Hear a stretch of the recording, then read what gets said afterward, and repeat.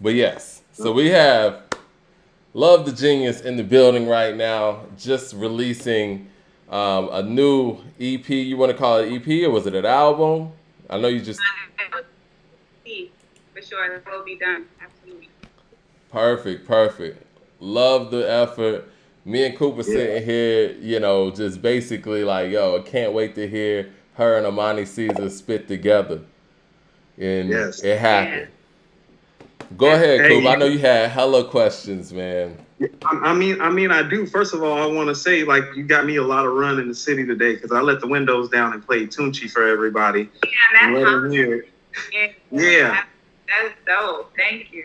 Yeah, no. I had to let it bang. Like, y'all did a wonderful job. It was a wonderful pairing and wonderful come together. Like, Mike and I were speaking to your like super versatility as an artist, and like I just wanted to know, because of the spiritual influence that I hear in your music, did you like sing in the choir? Because like you harmonize and do melodies pretty well, and so like it made me think with the spirituality and the tone of it, even though it's like street rhetoric and order oriented, there's a spiritual tone and you can harmonize. I'm like, that's that church, Mike. I keep telling Mike behind the scenes, that's the church.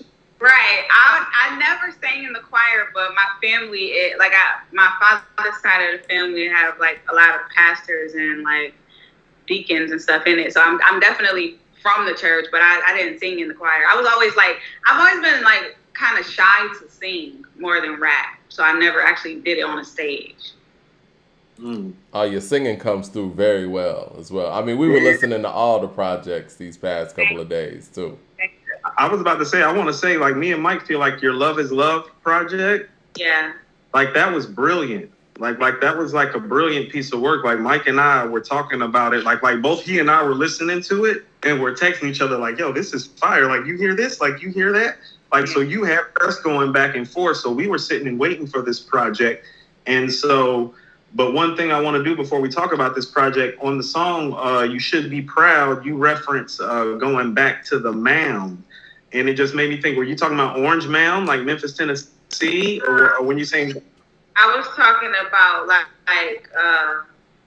probably the Stone Mountain. I lived in Stone Mountain, Georgia for a good amount. Oh, word. Yeah, we here in okay, Atlanta. yeah. Atlanta, yeah. Yeah, I actually spent some of my childhood over in Lithonia, so I was right next to Stone Mountain. Yeah, so I'm super familiar. Okay. So I was just curious about some of that because you talked about like taking a break and getting away, and I was just wondering where you got away to. Yeah, just down to Atlanta from both. Okay. Yeah. Okay, like the camp you're with now, like I mean, you seem to kind of just fit into what they do, even with how you put your albums together. There's like a lot of what I like to call artwork and acronyms. So I just like kind of wanted to talk to you about like, are you into the artwork and the art world, and like who inspires you in that? Because all of your album covers are dope. Thank you. I'm definitely into art.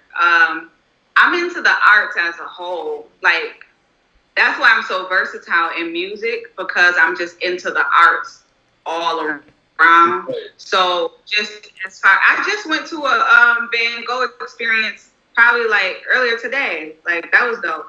But I like some of my favorite artists as far as um, like museum artists are like Banksy. Well, he's a street artist, but I really like Banksy. Of course, there's like Basquiat, Warhol, Frida Kahlo, I guess the typical people. Hello. Yeah, you like Frida. Yeah, absolutely. I Yeah. really, I really like any form of expression, really. So I think that's what my thing is with art and with the detail of it is. For me personally, I really like detail and I really like expression. So that's what Yeah. I seen some Dolly in some of the artwork too, like that impressionistic style. absolutely, yeah, all of that. I try to work with different graphic artists who have the same interests or inspirations or foundations as I do, with a little twist on it. So we come across kind of well, I think. Okay, so speaking to the musicality and like just your artistry, my favorite track on Thy Will Be Done is actually the last track, which is Bailey Ave. Mine too, man. That's my favorite one too. That's the smoke. It's the smoke, love. That's Yeah. the smoke. Like I've played that record like 10 times already. Like I'm not even gonna lie. Like just tell me what your like thought and creative process was on that record, because that was like a stroke of genius to me and a wonderful way to end the project. Thank you so much. Well, I feel like the beat itself, it seemed very cinematic to me. So I try to write from what I get out of the beat. So I pick beats based on how I feel in the moment I'm feeling creative. But in the beat, I take what I'm getting out of the beat as what part of me I will express. So for that song, I was really kind of looking from the standpoint of me today explaining where I come from to somebody who has no idea of what it is. So like as if I'm taking them down Bailey Ave, which is the name of the song, and I'm taking them down the street and I'm explaining like this is this and that, and I'm, you know what I mean? This is the energy and the feeling of the place I come from and the place I was raised. So that's really what that song was about for me. I mean, I almost felt like it was like if Billie Holiday was like rapping today, that's like how she would be spitting and like the game she would be putting down. And I mean that like in the highest like order complimentary type of way. Yeah. It was touching. It's like I hear somebody who's like into the arts, into jazz, into music, versatile, cadence, can spit. I feel like you showed all your qualities on that record. Yeah, I'm very much into like the Cotton Club. The whole time period of like the Harlem Renaissance is like a big inspiration to me in general. And I just feel like that was like a time of quality content and creativity from Black people. So I definitely just draw from that entire time period of artists for sure. Okay. Mike, did you have something? Yeah, I was going to piggyback off of that. I mean, the Renaissance, and you guys have a whole Renaissance movement going on as well. Like, can you tell the people how the whole connection with, Conway came together? Yeah, so I've been doing music. I've been rapping since I was 9. I'm like way older than 9. So I've been knowing these guys since I was like 12.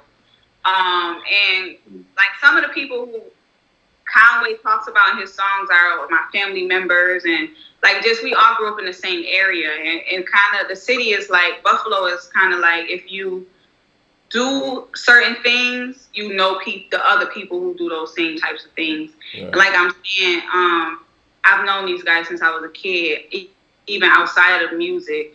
So with drum work, it was just a matter of Conway since probably like 2019 telling me he was thinking about starting a label, and me just really hitting him up, just staying in contact with him, and just not even on no music shit, but just like, just staying in contact with him.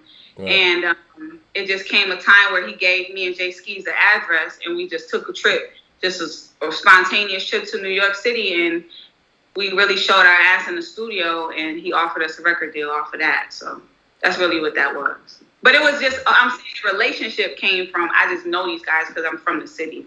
Right. I mean, because I was telling Coop. Nice, though. What's that, Coop? I said, but you nice, though. Oh, of course.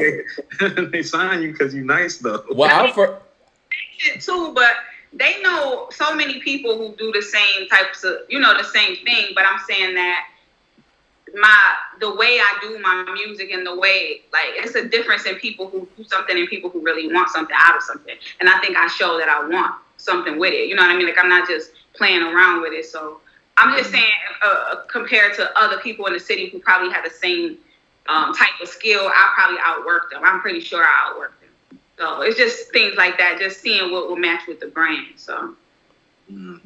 That's dope. I mean, with the versatility that you show in your music, I could see, you even, obviously you match with the brand, but even giving that brand even more of an extension. Because you do some things that, a lot of people in the camp don't do. You know what I'm saying? Yeah, thank you, man. I just try to enhance where I can. That's the same as, like you said, the Armani song. I just try to do what makes the most sense or what will be the best for the outcome. So that's kind of how I am. And whatever I see fit, wherever I could fit in, whatever I could help out, enhance, if the sound, the brand, the performance, the song, anything, that's what I do. So. In addition to, like, your upcoming albums, could we possibly see like a Amani EP with y'all two together, like maybe 6-7 songs or something?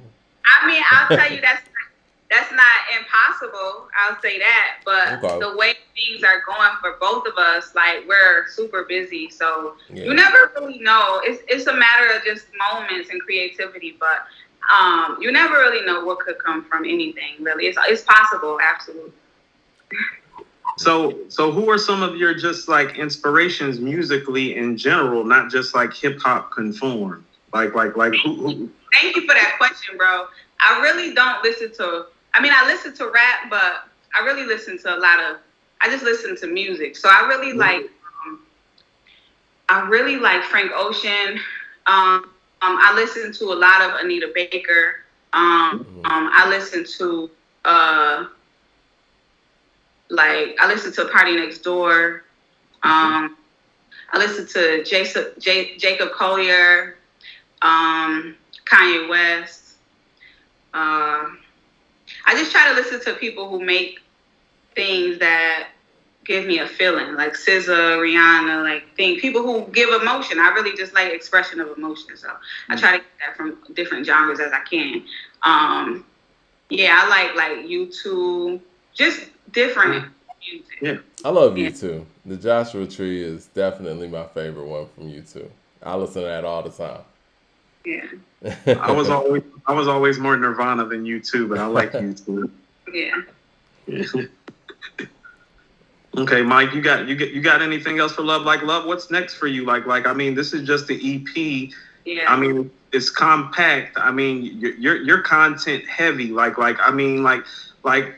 you balance the street and spiritual rhetoric like very, very well. Like it's impressive. It has an honesty and a feel to it that we often don't get from our male contemporaries too. Do you have plans for your full length release, and what can we expect from that? Yeah, my album is going to be called Death of Deuce. It's not done yet, but I can tell you it's coming out after the tour, the Love Will Get You Killed tour that is going to start at the end of this month. It's not going to come out before that, but I tell you that album is dope. It's really dope so far. And yeah, man, I just try to do what's honest to me and just make the best content that I can. And what's next for me right now is really just pushing this Thy Will Be Done project. It's not available on any streaming platform, so I was going to ask you website. about that. Yeah. I was going to ask you about that releasing process and, you know what I'm saying, what made you do it in that way and, you know, what can people expect on that end? Yeah, so it's released like only on my website or on Audio Mac. And that's just really for me to hone in on my real loved ones, my real supporters.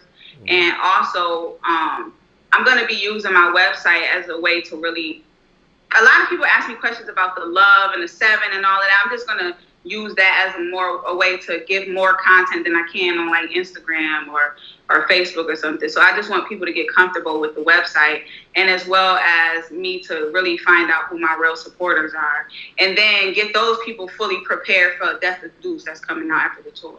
So I'm just going to give y'all content, videos. Like I said, the tour, I'm performing the EP on tour, so that's going to be dope. Just a lot of things like that. Well, I guess my last question, not to interrupt you, is if you could explain the name and, you know, how it's phonetically, you know, spelled and, you know, articulated for the fans. Can you explain that real quick? I definitely could give you something about the name. So, okay. My name was just Love, like L.O. like an acronym. And I just didn't really like that. I really just wanted a name that really represented me completely. And I feel like the word love is that. However, it's really just a matter of when you type in love, Love, so many things come about because it's such a word. So I got into numerology a lot last year. And so the definition of what 7 is and what it stands for, I really encourage people to look that up. But that's really why I used it for the L. And then the X came because honestly, I didn't like how the O looked next to the 7. So I just put the X right there just for my own self, for my aesthetic appeasing. So. Gotcha. Well, that's dope, and we really appreciate you being on the show, and we look forward to even more music. We'd love to have you again, and I mean, Coop, you got any more? I mean, I know you said on Instagram today that this version isn't like the final version of this. Yeah, I caught that. And so the project that's on my website on loveisLove.com is like a complete project. However, if you buy a physical copy, there's another set of a few songs on there. Oh, So gotcha. Got it. And yeah, I'm we're gonna gonna pick go that get up. Yeah, right. Yeah. All right. Well, you got anything you want to leave the people with, love? Yeah, I just want everybody to just follow me on Instagram at Love the Genius, 7xvethegenius. Make sure you listen to Thy Will Be Done. It's available on my website, loveisLove.com. And get tickets to the Love Will Get You Killed tour. That's important. And also get ready for Death of Deuce. That's really it for me. Oh, perfect. All right. Well, we'll see you next time, and we're gonna be getting that physical copy, and we're gonna be going to that tour too. So you coming through Atlanta, right? Oh yeah, that's the second date. Okay. Atlanta. Hold on. When is that? We gonna pull up on you. September 8th or 9th, one of those. Okay, that's right around the corner. Yeah. We'll pull up. Yeah, we'll pull up. It's gonna be lit, so come out. We might be bringing. I'm pretty sure we're gonna bring a few people out with us too. So definitely come out. Okay. Oh yeah, I'm excited, man. Let's do it. I'm excited. Yeah. All right. Well, yeah. Congratulations on the dope release, and many more. I know it's coming the way. Thank you. All right. Thank Love you. the Genius, y'all. Thanks for inviting me. Of course. Thank you.